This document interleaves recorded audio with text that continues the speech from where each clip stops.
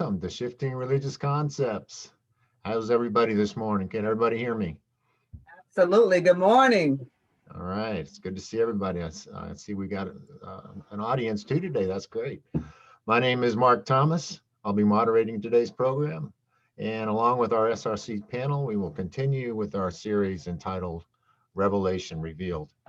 Our panel, as always, is Anala D., Archie Sanders, and Dr. Kedar Griffo. If you've attended our broadcast or watched our YouTube videos, you know that these three all have their own unique perspective on the Bible. I urge you to listen closely. We present a lot of information in one program, and since the Bible is so symbolic in nature, it can be difficult at times to piece it all together. So please remember that a few days after our presentation, we post the video of that show on YouTube. So it's a great way to absorb all the information at your own pace. So we encourage you to go and do that and subscribe and like us while you're there. Quickly, before we get started on the 7th episode of Revelation, I wanted to remind the audience of SRC's mission in presenting these broadcasts. Traditional churches teach the Bible as a moral compass. SRC knows there are valuable moral teachings in the Bible, but there is also a deeper teaching, and that's about being human and how to know our true selves. And these lessons are often hidden or obscured. So SRC wants to bring this knowledge out in the light. The Bible takes on a whole new and much more inspirational meaning when we understand this and shift our religious concepts. So you see what I did there, Anola? Yeah. Speaking of concepts, would you present the series takeaways? And I think you have some definitions you want to go over too, please. Absolutely. Let me just share my screen here. So yes, the takeaways, and we have done so much of this already, but our takeaways are where and how Revelation came about. If you've been attending these live broadcasts or going to the YouTube video, you already know how Revelation came about, the role that Paul played in the book of Revelation, the real purpose of the book called Revelation, your body, and the book of Revelation, what and who is the light of the world. And we'll continue to talk about that.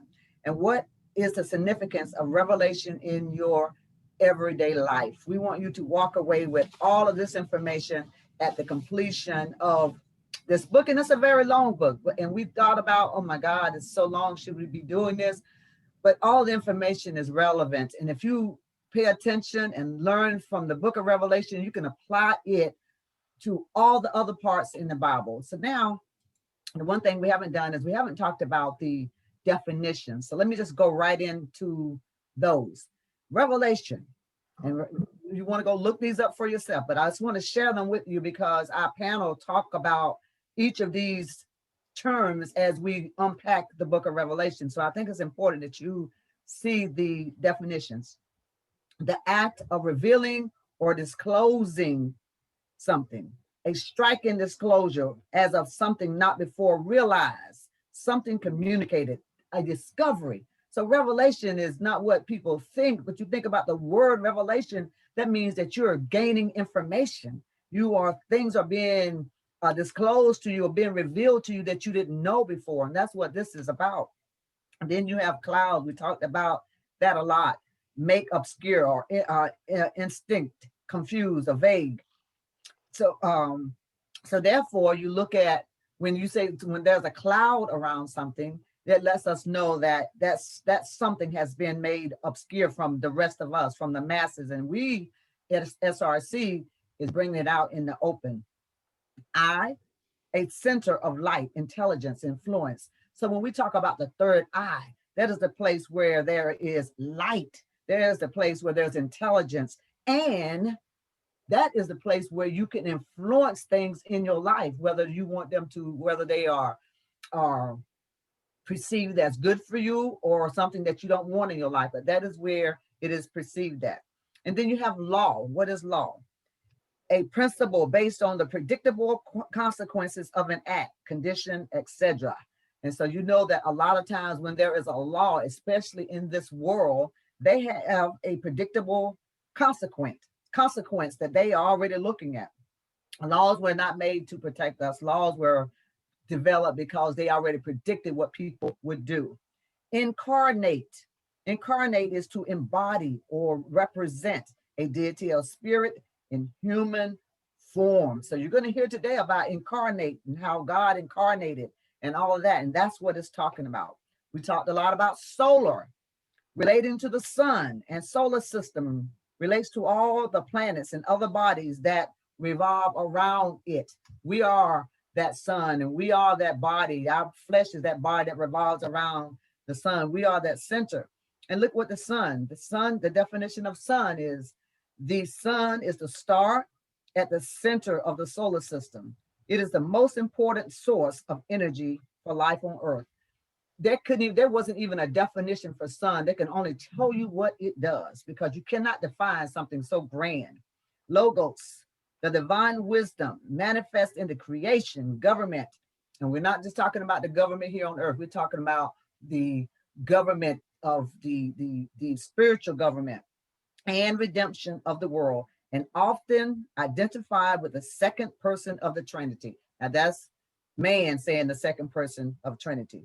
And it's the controlling principle in the universe. And that's what the logos is. So as we talk about some of these terms, we still invite you to go look up those terms yourself, because I think it's important that you go see them, get your dictionary or get your phone like I do, and just ask Google to define a word for you.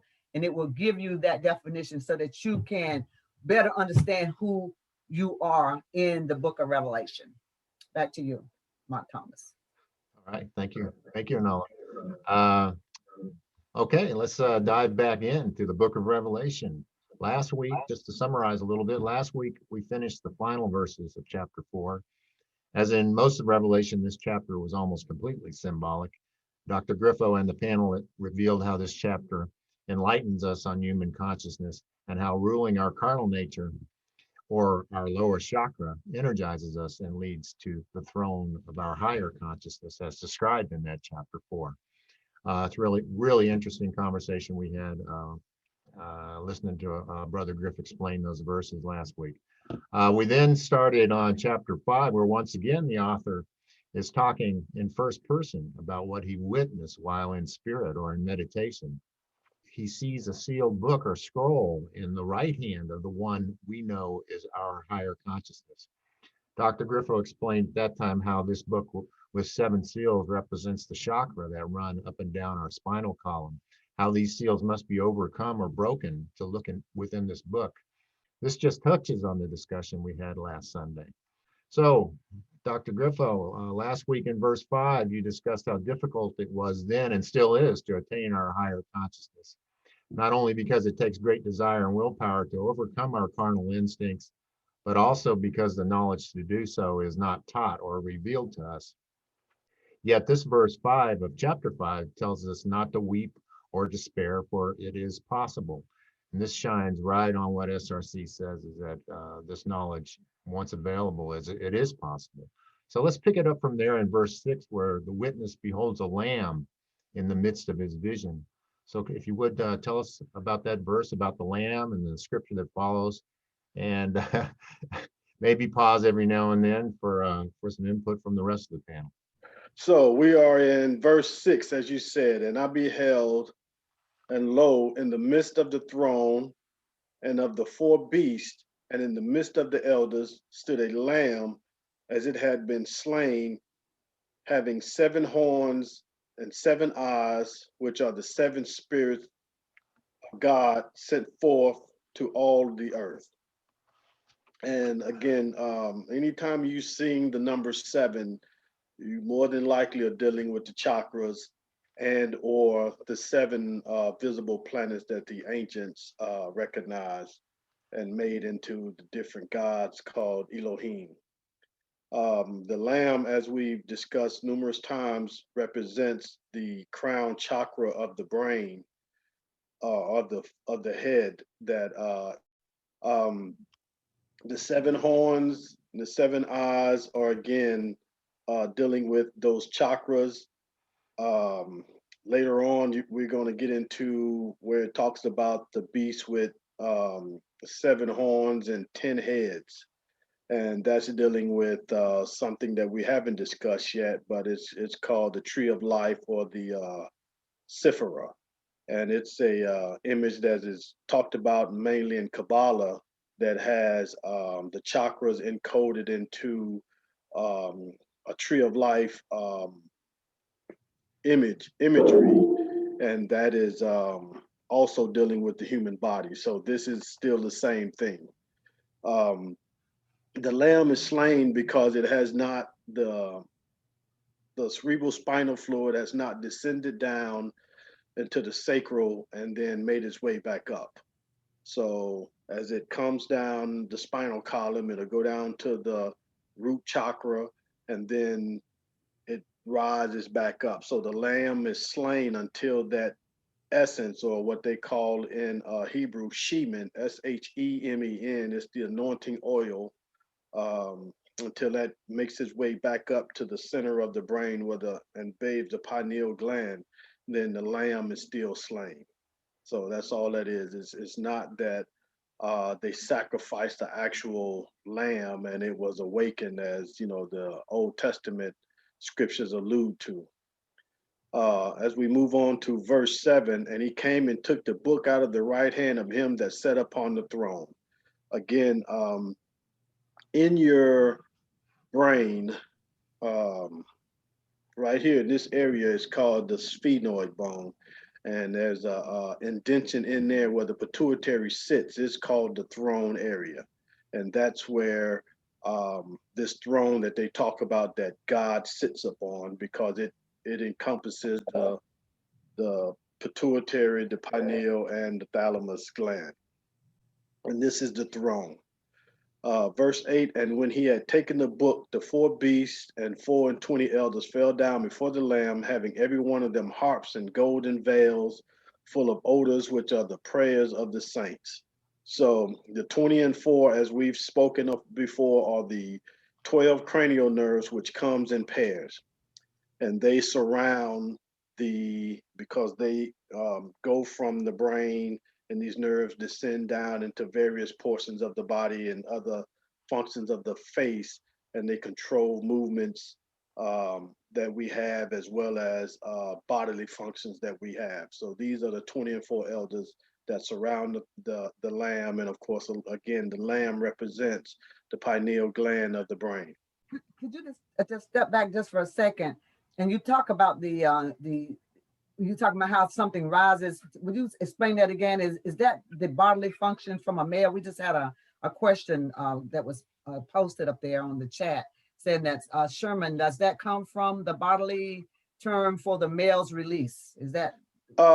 Yes, in so many words, yes. So what happens is what the Christian world calls the anointing oil, right? When they go and get olive oil and they put it on your forehead and they call themselves anointing you, but what it really is the cerebral spinal fluid, which comes out of the 3rd ventricle in the brain. There's 4 ventricles in the brain, which the Bible writers call the 4 rivers that come out of Eden, and then they go into different places called the Pishon, the Gihon, the Hiddekel, and the Tigris Euphrates. Those are the 4 rivers mentioned in the book of Revelations that come out of the garden. I mean, the book of Genesis that come out of the garden. But what it really is the 4 ventricles found in your brain, that this cerebral spinal fluid, it from that, and then it differentiates into 4 different liquids: the semen, the blood, the phlegm, and what they call bile, black bile. So it differentiates into 4 different colors, and it goes, and these are the 4 liquids that work with your body. But before that, it is cerebral spinal fluid, or what the Greeks call chrism, which eventually became the word Christ. So then this liquid that bathes our brains and descends down our spinal column. And what we have is something like a pump that makes that liquid goes up and down our spinal column, or as they said, climbing Jacob's ladder, because the spinal column is a ladder. It's Jacob's ladder. Jacob means Jah's son. Jah meaning God. You know, you follow the whole symbology there. So what the Hebrews called it in Hebrew, this liquid is called shemen, Shemen, and it's also called myrrh or myron. So it goes up, and it's supposed to go up and come back down. Now, when we don't, as men, when we don't have a sexual release, it comes back up and it bathes this area, and it in the metaphysical world, it reignites dead brain cells to make you get a higher spiritual understanding. However, if we release it, like Onan did, or Judah did, and Onan did, then it becomes, in the English word, semen. So they removed the H, and it became semen. The same way, it's so funny. For those who understand Arabic and Hebrew, if we say peace to you in Hebrew, we would say shalom alek. If I said in Arabic, it's salam alaikum. So it's the same word, but they removed the H. The same way that Abraham became, or Abram became Abraham with the H. You follow? Sarai became Sarah with the H. So that H is like the breath of life in metaphysical teachings. But anyway, it's that cerebral spinal fluid that goes up and down our bodies, or I guess you could kind of make it akin to amniotic fluid.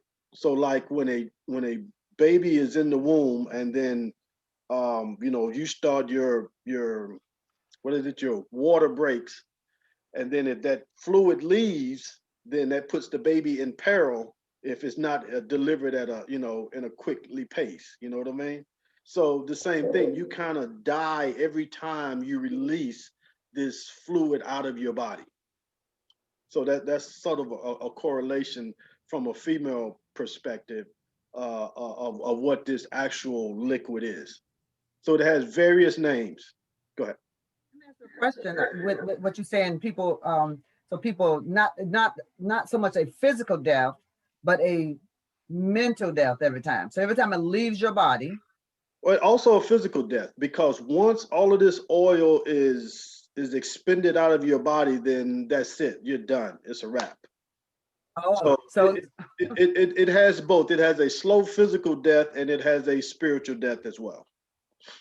that would almost make it makes me understand in the past when women had 13, 14, 15 children. That is one of the reasons maybe that they did not live as long, because they were expending all of this. Yes, it's very taxing, very, very taxing, as you know, as having children. Having a child is very taxing on the woman's body. Absolutely. But the men who do not, when they do not spill that out or give that out, then it gives them more power. Absolutely. It makes them strong, because again, every time a man is aroused sexually, it's aroused in the sacral area, where the genital region, and that's called chi, or it's called prana, or there's other words that are used in various cultures for this energy that permeates our body. So then when men become sexually aroused, and we hold that energy, then it goes to various parts of our body and gives us so much more life force.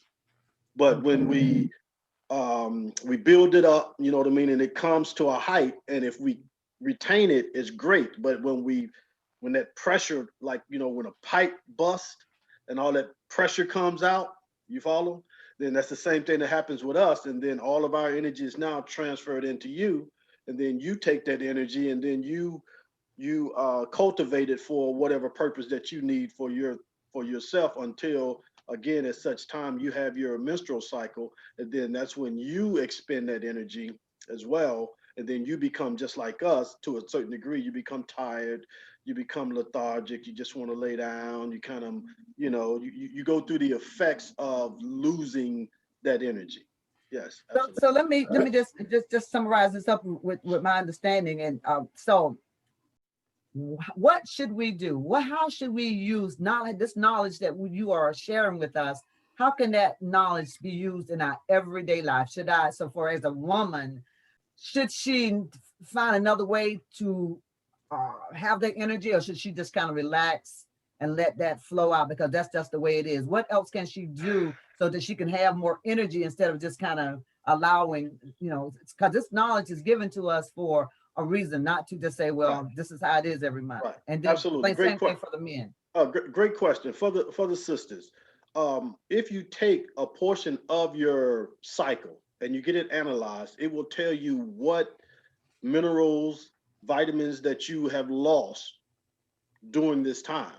So then what you could do is once you find out what those minerals and vitamins are, then when you know that your cycle is coming, you will then kind of beef up your body by intaking more iron, intaking more, let's say, potassium or whatever it is that you lose out to help you be able to survive, survive through that process. So that's one of the things that you can do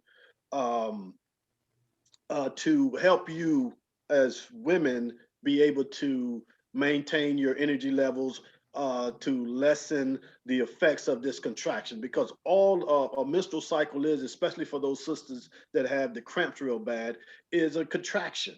It's the womb that's contracting to release the waste product out of the body, right? So then if you bring in, again, those types of things like whatever it is that after you've had it analyzed, what you've lost, then it will help you to be able to manifest and stay healthier and with more energy. Some sisters, they bleed for 7 days, some for 5 days, some for 3 days, you know what I mean? And that also depends on the health of that particular sister. So then, you shouldn't bleed for 7 days. There's something wrong if you're bleeding for 7 days. It could be your diet, you could have a chemical imbalance or something like that. Now, I'm not saying that you shouldn't bleed at all, but it shouldn't be to the effect where you're having these cramps, these contractions, and things like that. So figure out what it is that you're losing at that time. Increase it in your diet during the time, right before you know that you're about to have your cycle, and it should work in your favor that it is not as bad as it used to be. And the women that don't have cycles anymore, they are keeping that energy. It's not going away, right? Right. They are harnessing that energy. Absolutely. Absolutely. Right. Mm-hmm. Good. Now, for the brothers, again, just practice what they call tantric sex, where you can have an orgasm, but you don't release. And so one of the ways to practice this is when you're going to the bathroom and you're urinating and you cut off your urine midstream. Some of us can do this if we still got a strong prostate and those muscles that surround the flow that comes through there. So you shut that off, and that will help strengthen that particular muscle, so then that when you're having an orgasm, you can keep the semen from coming through, but you can still experience the vibrations that we call an orgasm. So then that's one of the things that we have to learn to do, is to practice. We're grown here. Stroking it, coming at real close, but then pull back. No cigar. Right. You know what I mean? And you keep practicing that. And then that will help you train your body to last longer, to, enjoy the act without actually releasing. And then that energy again gets reabsorbed into the body, and it goes back up and it travels back up, and it helps you out. So that's one of the things as men that we could do to retain our life force and to become stronger and to understand how our body works. Okay, Archie, didn't you have something? Well, yeah. Good morning, everybody. That is a lot of information. but again, we got to look at what we're trying to accomplish here is to get into that higher consciousness mind, and that fluid, it has to flow through us to actually get the pineal to light. You know, and we have to keep in mind that I know I want to jump way ahead, but as a man looking on a woman, think about him in his heart, he's already committed adultery, which we're going to get to the prostate here in that prostate area. So we are trying to, instead of allowing the gonads to control our brain should be controlling that area.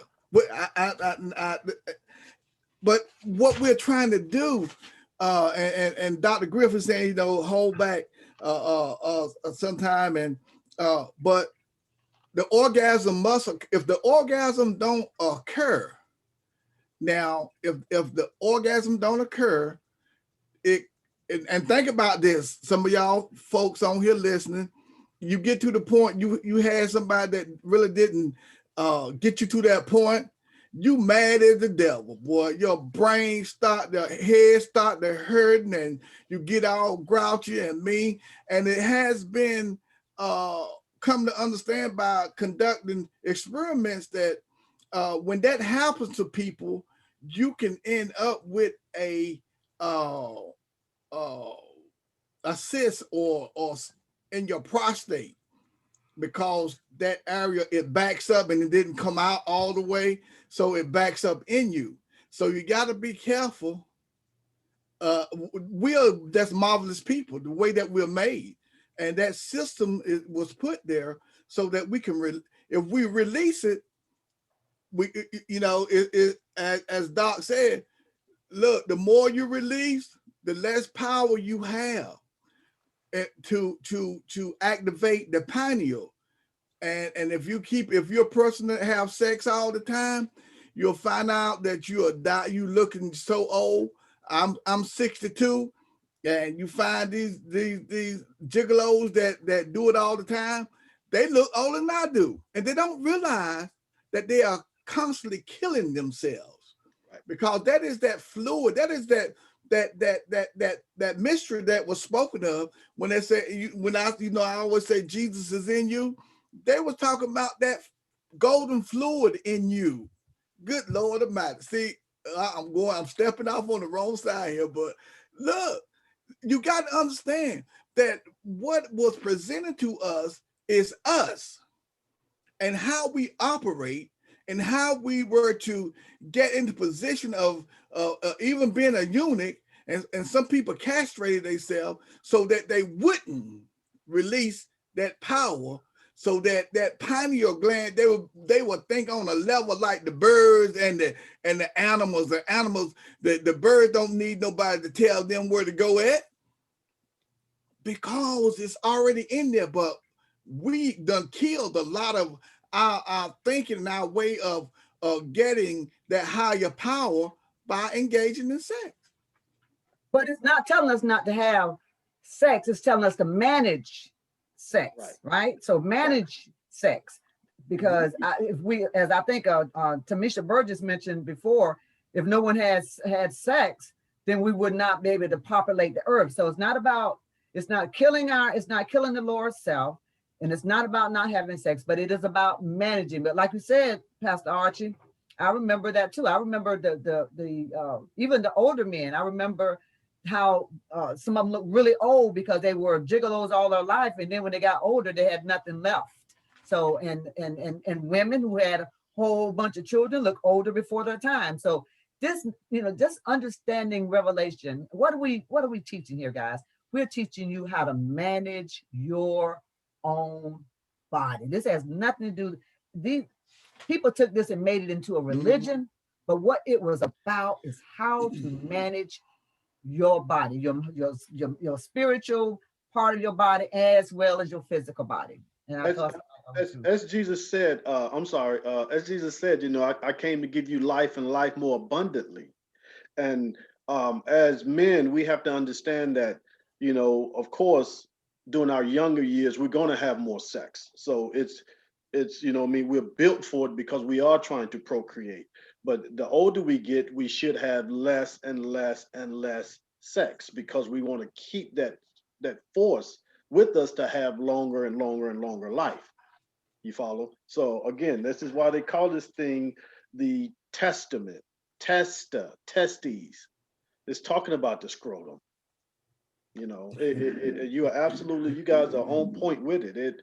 They give it to us and they made it into a religion, and not knowing that it was teaching us about how to maintain this temple that we have, and build Solomon's temple and adorn Solomon's temple and take care of Solomon's temple, so then that the Holy Spirit will always dwell with us as a part of Solomon's temple. So yes, we have to understand how to maintain it, how to adorn it, how to keep attracting. How when we were in church, we would say, "Oh, the Lord is in here today." Well, we want to keep the Lord inside of this temple. Absolutely. I have one question for you, Doctor, on the lamb. Now, the lamb, that can relate directly back to the story of Jesus, right? Yes. And actually it relates, I mean, not just to Jesus, because we at SRC, we think of ourselves, it actually relates right back to us as well, right? Correct. So this is kind of a description of our physical self interacting with our spirit self. As well as the physiological self, being that as we know that the sun goes through these 12 divisions called zodiac signs. So when the sun goes into Aries, it sacrifices the lamb, the ram. As the sun goes into Taurus, it sacrifices the bull. You follow? Right. As the sun, goes into Capricorn, it sacrifices a goat.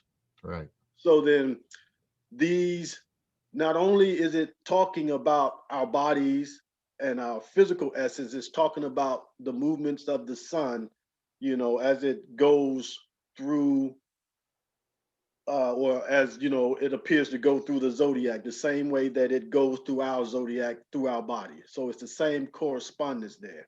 It goes both ways. When we wake up in the morning, the sun is in Aries, and then it goes to Taurus, and then it consumes Cancer, the crab, et cetera, et cetera. So the same thing is happening. Yes, it's speaking of Jesus, who is the SON as well as the SUN, because the book of Malachi states in the 3rd chapter that the Son, SUN, of righteousness shall appear in those latter days. And then, they called it the Son who walked on water. Well, we know anybody that's ever lived on a coastal area, and you can look out in the morning time and you will see the sun walking on the water. So it when you read about Jesus, sometimes it's speaking about the SUN, and sometimes it's speaking about the SON that's inside of us. So it could go either way. Verse 8, and when he had taken the book, the 4 beasts and 24 elders fell down before the Lamb, having every one of them harps. Yeah, okay, we read that one already. We was on the 9. Okay. And they sung a new song, saying, "Thou art worthy to take the book and to open the seals thereof, for thou hast slain and hast redeemed us by God, by the blood, out of every kindred and tongue and people and nation." Now, again, this book that they're speaking about is our body. If you look at a book has a left side, a right side, and it has a spine. We have a spine on the back side, and we got a left side, the left hemisphere of the brain, and the right side, the right hemisphere of the brain. So then these 7 seals that are closing up this book is nothing but our bodies. The 7 seals are the chakras. So when you are able to unloose those 7 seals, then you open the book. The book opens up, your brain opens up, your mind opens up. Verse 10, and has made us unto our gods kings and priests, and we shall reign on the earth. Of course, as you become that enlightened being, you become a king of kings, a priest, a prince of princesses, and all of that, because you have now taken your lower self, elevated to your higher self, and now all of these revelations that come down from the Most High or God or whatever name we need, you know, I mean, it makes you a priest. It makes you a more intelligent individual. That's all that's telling you about when it says you become a king and a priest unto God, and you reign over the earth, because the masses of people are still deaf, dumb, and blind, if I could use that word, to who they are and where the kingdom of God is and who God is and where God resides. But you who have got these secret teachings, these sacred teachings, and know to go within and to unlock the book, then now all of these things are opened up unto you. So you become that elevated being.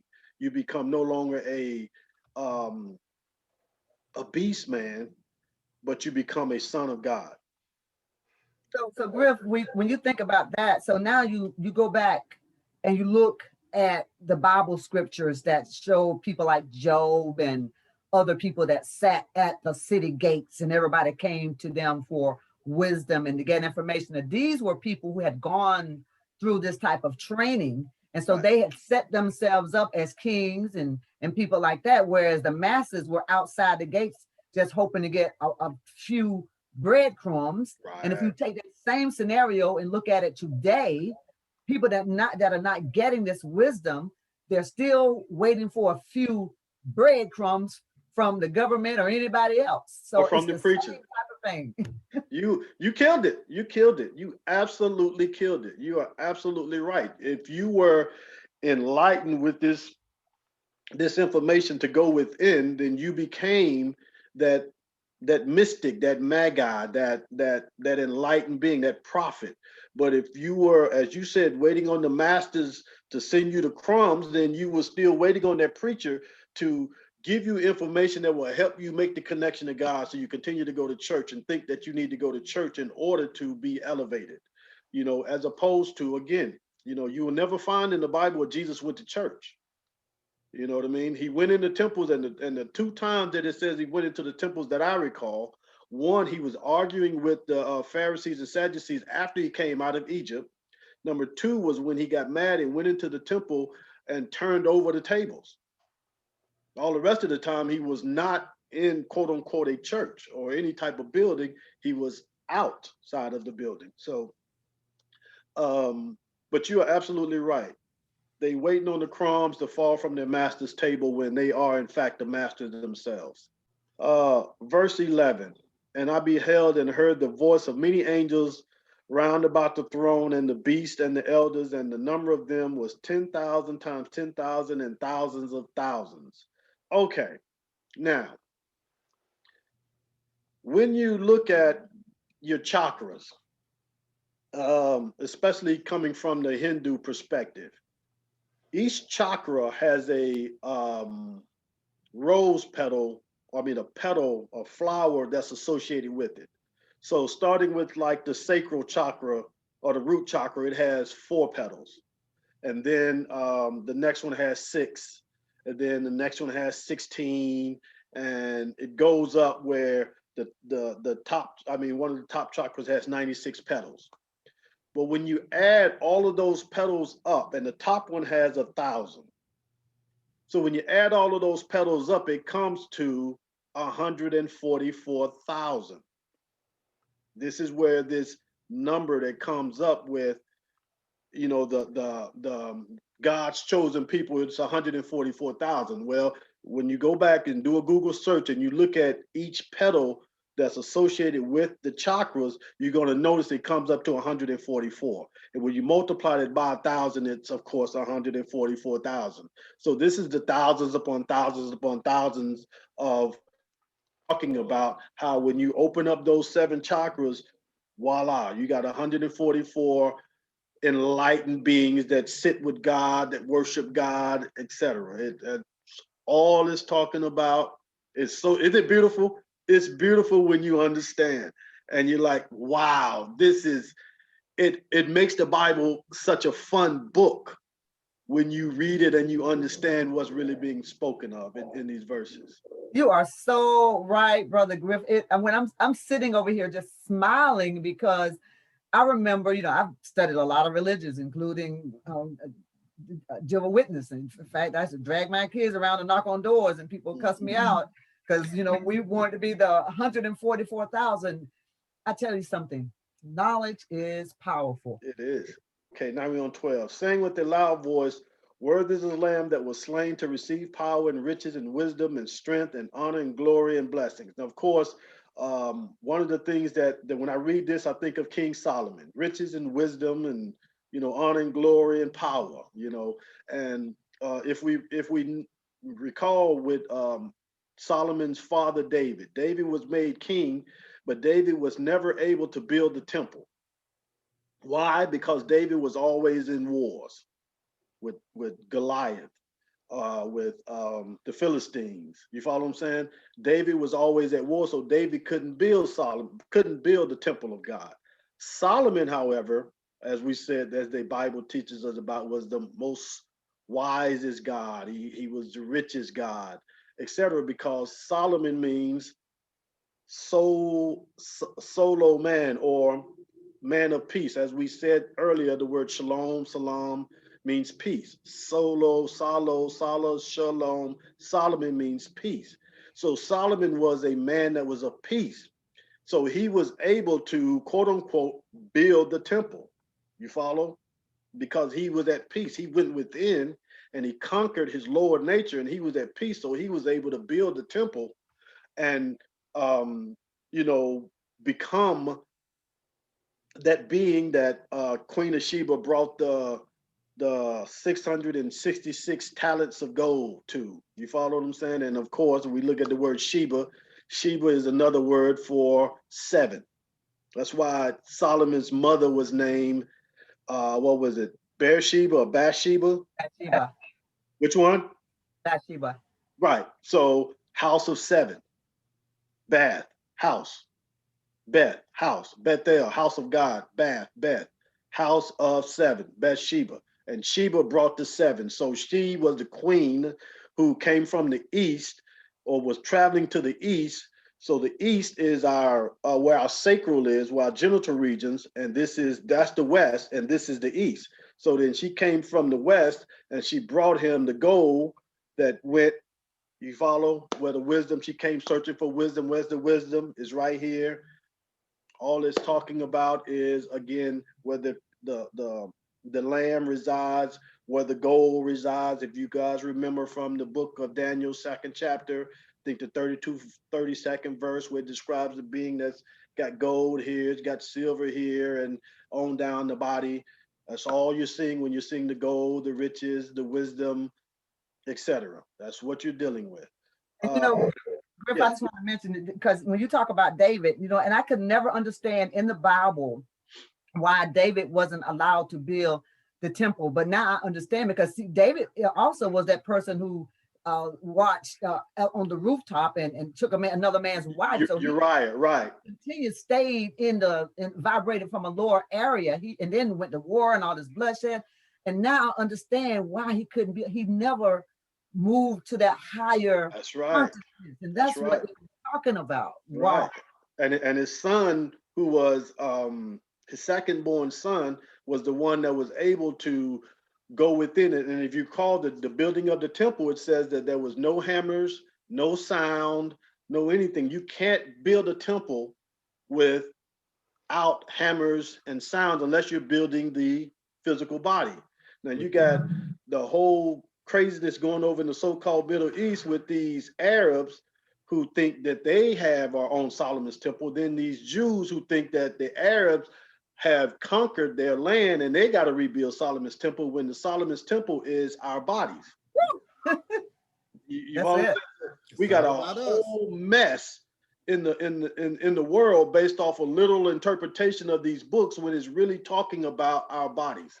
All they gotta do is join SRC. They can get the information. That's true. I'm sure but see, that would take away their power, because if people knew that the Solomon's temple is the body, then why are we giving billions and billions of dollars to Israel, billions and billions of dollars to Saudi Arabia, not to attack Israel, and et cetera, et cetera, et cetera. I'm not gonna get political with y'all. I got you. That was the church fathers. That's what they wanted to happen so that they can control the mass. Absolutely. The mass. There are certain things that Jews couldn't even read. They weren't allowed to read. Right. And that's why they have mass, and it kept them to go in and talk to the Father and tell the Father all that's going on in their life. So if he notices anything that you're doing that you shouldn't be doing, that they don't allow you to do, then he tell you got to get rid of this, and you got to do so many, what you call them, Hail Marys or Hail Marys, whatever. They wanted to keep the knowledge away from the mass. That's why that's why it's called mass. Yes, it is. It is mass confusion. And if you notice, the Catholic Church is not trying to take over Jerusalem because they know that King Solomon's temple is the body. But if you look at St. Peter's Basilica over in Rome, from an aerial view, you look at it from the top, it's made like a human body. Mm-hmm. So they know, but they're not going to tell the masses because the masses would no longer fund those Catholic churches. And there would be no reason for the people to come there because, you know, as Jesus said, you know, the lawyers keep the people from going within. So then if all of us knew to go within, then what would be the purpose of going to listen to a preacher every day and giving up my tithes? Thank you. Mm-hmm. You know, it's amazing, Dr. Grill. Now that's amazing. Now you said that. Now when I was in Rome and we went to all these places, I had no idea at that time. This was years and years ago when I went to the Holy Land, and a lot of the things that I seen, man, I tell you, it was all commercialized. But what you're saying, I began to see now and picture exactly what you were saying. Yeah, you know, I was there. When you saw that big Egyptian needle in the middle, and then it had 4 points going out, that was the nave. That's the center of the body. And going back up to St. Peter's Basilica is where the head is. That's the altar. And all it is it's just a replica of an Egyptian temple called the Temple of Karnak in Luxor. And I went to that temple. And, you know, when I went to Egypt a few years ago, and I went in there and I understood what was happening. So, you know, looking at it and looking at all of these other temples now, it makes me understand the same thing with the church. The church has a nave, and then you got the altar. The altar is the head. You follow? The church is the navel, and then the outer porch is the sacral area, you know, where you come in. So this is why women were not allowed in the church in the initial days. Why? Because a woman going into a woman is considered unnatural. However, a man going into a woman, you follow? So this is the way it was. That's why all of those churches, temples, Freemasonic lodges were all oriented to the east, because the sun rises in the east, shoots that light, and those temples were oriented where on March 21st or December 21st, that light would go straight into the back of the temple, and there would be an altar set up with a deity on it, and the light would hit right there. So if you go into probably in the St. Basilicas, it's probably done the exact same way. Notre Dame, the same way. Any of the ancient churches all point the doors facing to the east, waiting for the sunlight to come through. But that's the same way that our bodies operate the same way. So these are the things that are hidden inside of these ancient temples that exist, that the church fathers, the rabbis, head rabbis, the head imams, they will not teach us, because again, we would need religion if we understood how this whole process works and we started to turn within our bodies. Okay, I got sidetracked. I'm sorry. No, you didn't. That's good. We need this information, because you got churches right now today, and people, masses are going into these churches, and the people that's leading the churches. And I'm not saying anything bad about churches. I'm just saying, man, get the knowledge so you can open up people, help people. I mean, don't just keep doing the same old, as Pastor Archie said, keep teaching the same thing, staying in the same box. Get the knowledge and teach people how to be free. Right. It would be very, very helpful if they did. But again, as you ride through the different cities that you're in now, you will see that none of the churches are facing the east. However, you will see in certain older buildings, you will see a steeple on top. And if you look at the steeple looks like a phallus. Gotcha. It is. It is what it is. They understood that the temple is the body, but they wanted to make us believe that it was some building. So then, again, they put the temples to resemble the human body.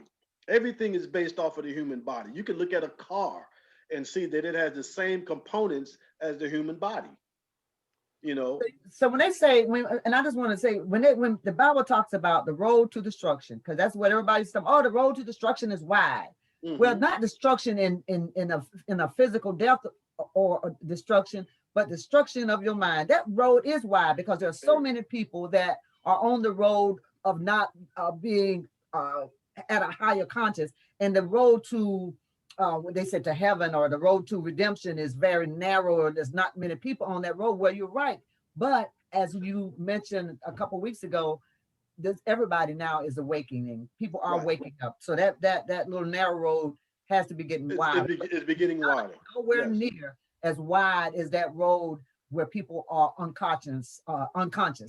Absolutely. Again, that's why Jesus said, when told the disciples, when you come to Passover, go to the man who has the pitcher of water, meaning the age of Aquarius. We're in the age of Aquarius, so now everything is expanding up because that age is about mental awareness. Absolutely.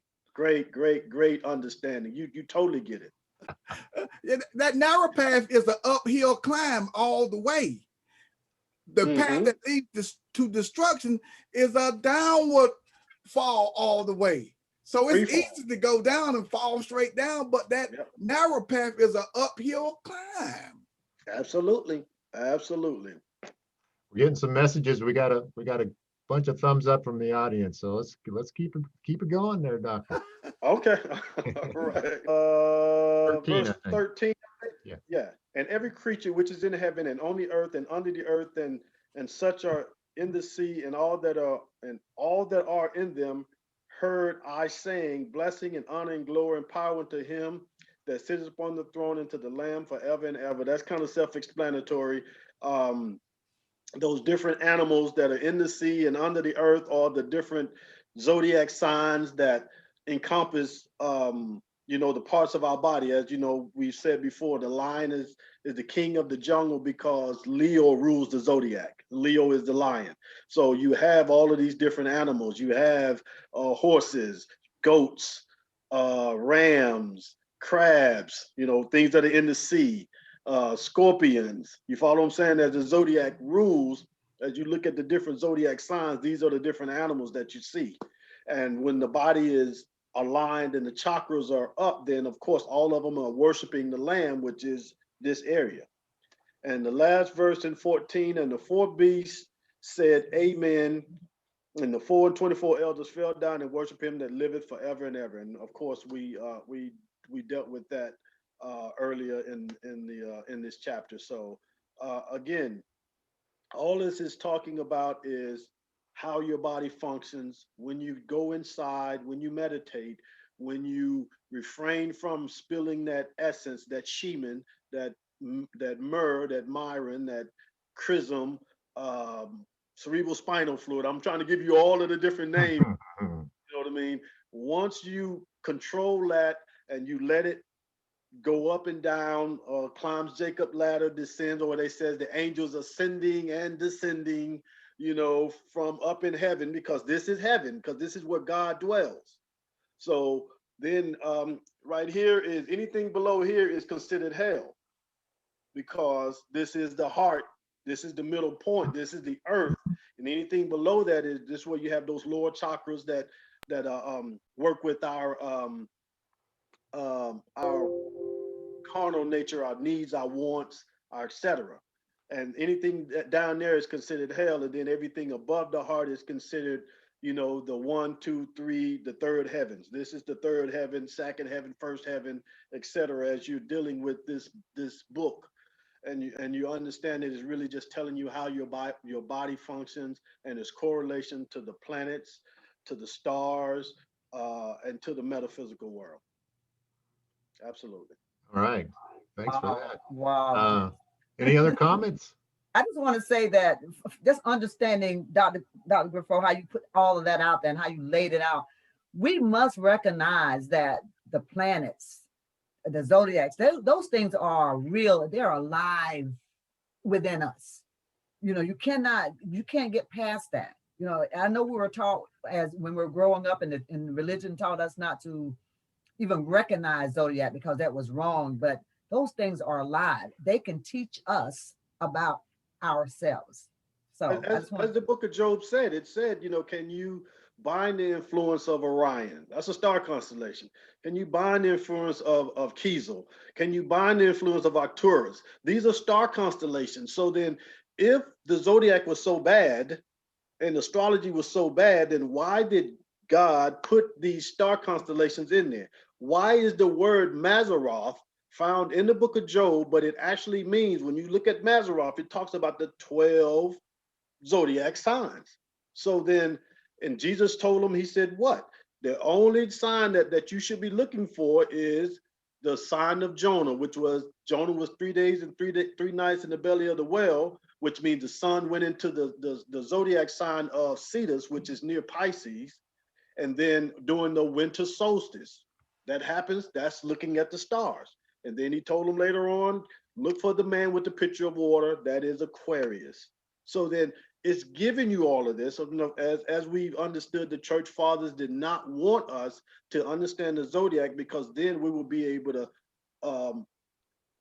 predict things. You know, we could be prophets and know that, you know, when a solar eclipse or a lunar eclipse was coming, and we could sit back and say, hey, in a few days, the sun is going to disappear. And it comes to pass, and well, how did you know that? Well, God told me. Of course. You know what I mean? So, of course, they're going to tell us to stay away from this, because we could be able to perform miracles as well. We could make the moon disappear every 20-something days, because when we get a new moon for 3 days, you don't see the moon. So we could say, you know, I banished the moon for the next 3 days. And they wouldn't have known. Listen, I don't know about you guys, but I'm making sure that I get Dr. Griffo's books. If you haven't got his books yet, you need to do it, because all this information that he's pouring out on us, he has written it down. So you can go and back and research it for yourself. But anyway, I'm going to turn it back over to Mark Thomas now, because I know we are so out of time, but this is so good. Yeah, amazing. We are out of time. That was really a good conversation today. It kind of, you know, we always try to tell everybody that, you know, if you get this knowledge, the Bible will become a much more interesting and marvelous place, actually. And I think today was a real demonstration of that. So next week, Archie, you're going to be on tap with chapter 6, I believe, where you're going to talk about the releasing or the breaking of all the seals. Is that not right? Well, we're gonna talk next week. Is gonna be awesome. Do not miss it. Okay. Because see, we're gonna find out that within this human body is a solarical man, a solarical person within us, and the church fathers didn't want us to know that. So we're gonna get into a lot next week. I tell you, right. I don't know if we're gonna get through that whole chapter, but I tell you, it's a lot of good information in there. We won't worry about that. We'll just take it a little bit at a time, you know. Anyway, what else we're gonna do? We can't go anywhere, you know. So there you go. At least you're safe here at home on SRC, right? Mm-hmm. All right. All of us here with SRC want to thank the audience, as always, for sitting in on today's presentation. Our next episode in this series of the Revelation will be a week from today on the 28th, the last day of the month in February at 10 o'clock Eastern.